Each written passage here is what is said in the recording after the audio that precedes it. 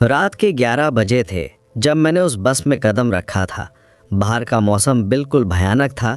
तेज़ हवाएं चल रही थीं और आसमान में काले बादल गरज रहे थे। मुझे पता नहीं था कि ये यात्रा मेरी ज़िंदगी की सबसे डरावनी रात बनने वाली है। बारिश तेज़ हो रही थी और सड़कों पर पानी भर गया था। गटर से पानी बह रहा था और हर तरफ अंधेरा छाया हुआ था। मेरे पास कोई और विकल्प नहीं था। घर पहुंचना ज़रूरी था। मेरी माँ बीमार थी और मुझे सुबह तक उनके पास होना था। बस स्टॉप पर खड़े होकर मैं इंतज़ार कर रहा था। कई बसें आईं और गईं, लेकिन सब भरी हुई थीं। आखिरकार एक पुरानी बस आई जिसमें बहुत कम लोग थे। बस का रंग गहरा नीला था और उस पर जंग लगी हुई थी। जब मैंने बस में कदम रखा तो एक अजीब सी गंध आई, जैसे कुछ सड़ा हुआ हो। बस में सिर्फ 6 लोग थे। ड्राइवर एक बुजुर्ग आदमी था जिसकी आंखें लगातार रियर व्यू मिरर में देख रही थीं। उसके बाल सफ़ेद थे और चेहरा सूखा हुआ था। उसके चेहरे पर एक अजीब सी परेशानी थी और वो बार बार अपने होंठ चाट रहा था। मैंने सोचा शायद बारिश की वजह से ड्राइविंग मुश्किल हो रही होगी, लेकिन जैसे जैसे समय बीतता गया मुझे एहसास हुआ कि कुछ और ही गलत था। उसकी आंखों में एक अजीब सी चमक थी जो मुझे बेचैन कर रही थी। पीछे की सीट पर एक औरत बैठी थी जो लगातार अपने फ़ोन को देख रही थी। उसकी उम्र 20 के आसपास होगी और वो काले कपड़े पहने हुए थी। उसके हाथ कांप रहे थे और वो बार बार खिड़की से बाहर देखती थी। जब भी बिजली चमकती वो डर जाती और अपने फ़ोन को और भी कसकर पकड़ लेती। उसकी सांसें तेज़ चल रही थीं और माथे पर पसीना था। मेरे सामने एक युवा लड़का था जो हेडफोन लगाकर संगीत सुन रहा था, लेकिन उसकी आंखों में डर साफ दिख रहा था। वो बार बार अपने हाथों को देख रहा था, जैसे उन पर कुछ लगा हो। उसके कपड़े गंदे थे और वो लगातार बेचैनी से हिल रहा था। कभी कभी वो अचानक चौंक जाता था, जैसे कोई उसे छू रहा हो। बीच की सीट पर एक बुजुर्ग दंपति बैठा था जो आपस में धीमी आवाज में कुछ बात कर रहा था। वे दोनों बहुत परेशान लग रहे थे और बार बार एक दूसरे का हाथ पकड़ रहे थे। बुजुर्ग आदमी की आंखों में आंसू थे और उसकी पत्नी लगातार प्रार्थना के शब्द बुदबुदा रही थी। बस धीरे धीरे शहर से बाहर निकल रही थी। सड़क के दोनों तरफ जंगल था और कोई रोशनी नहीं दिख रही थी।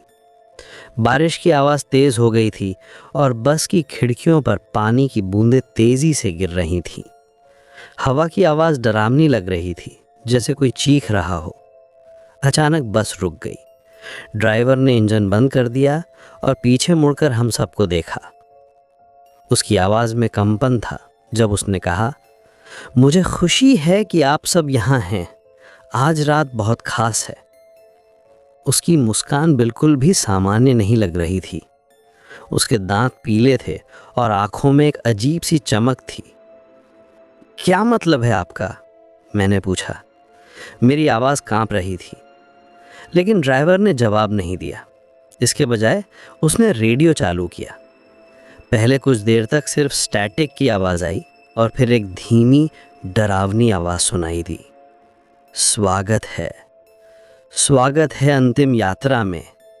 आज रात न्याय होगा। पीछे बैठी औरत चीखी, ये क्या है? मुझे यहाँ से जाना है।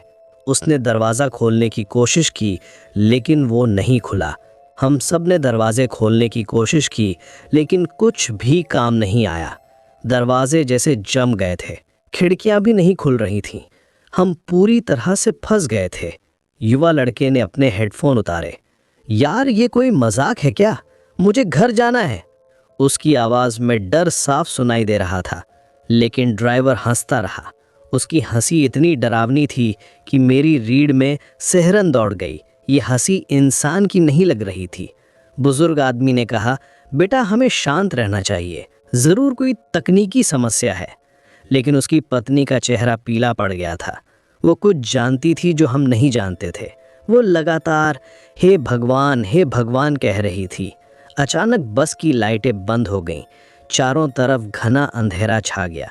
अंधेरे में सिर्फ बारिश की आवाज़ सुनाई दे रही थी और हमारी तेज़ सांसों की आवाज़। फिर धीरे धीरे एक लाल रोशनी आई।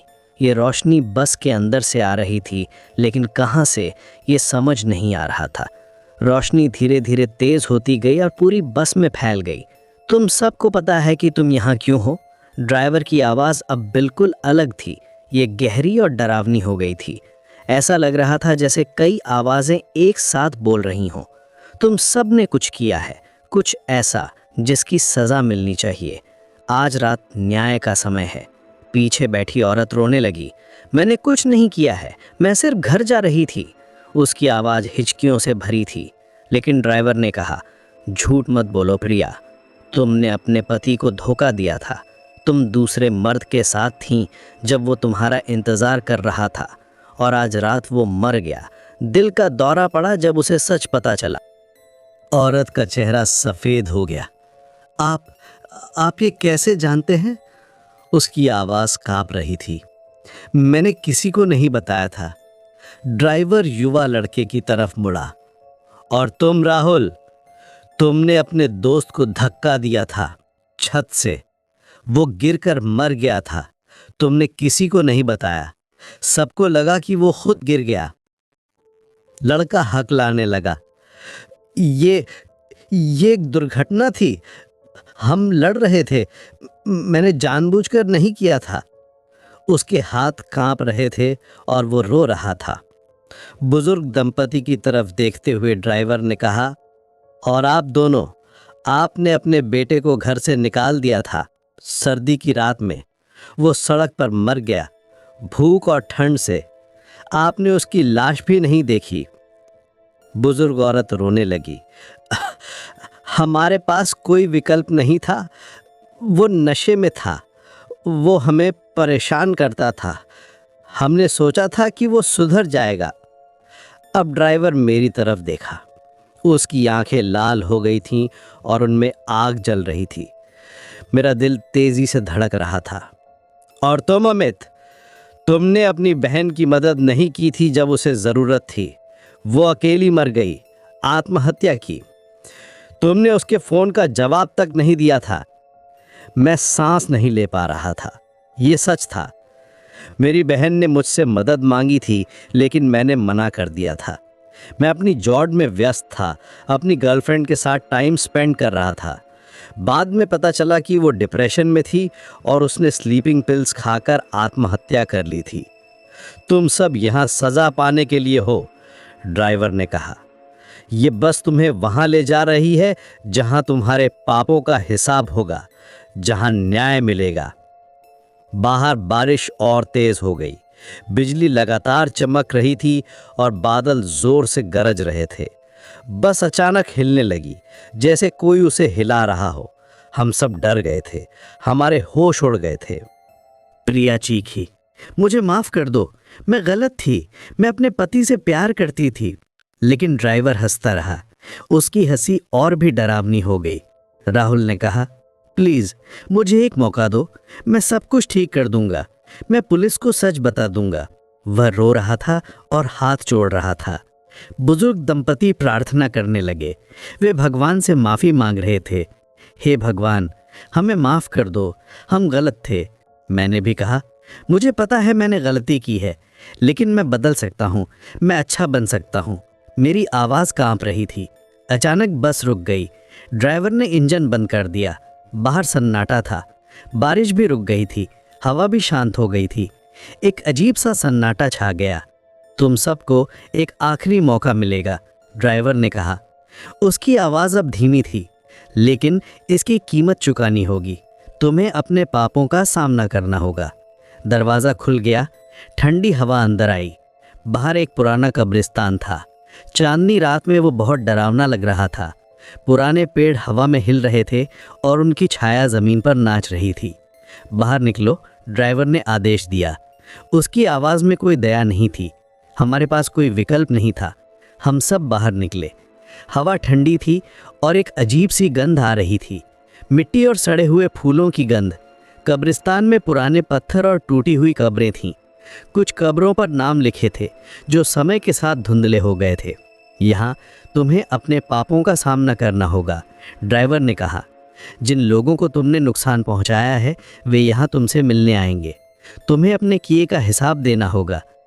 अचानक कब्रों से धुआं निकलने लगा। सफ़ेद धुआं जो धीरे धीरे आकार लेने लगा।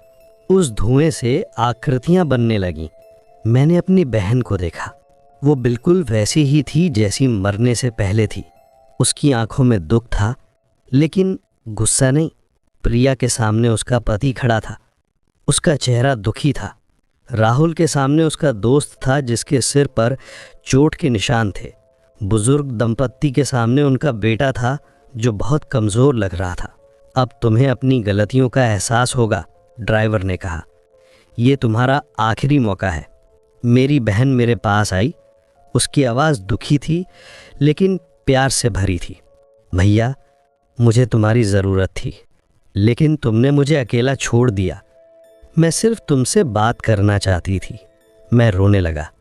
मुझे माफ़ कर दो, मैं नहीं जानता था कि तुम इतनी परेशान हो। मैं सिर्फ अपनी लाइफ में बिजी था। मुझे लगा था कि तुम स्ट्रांग हो।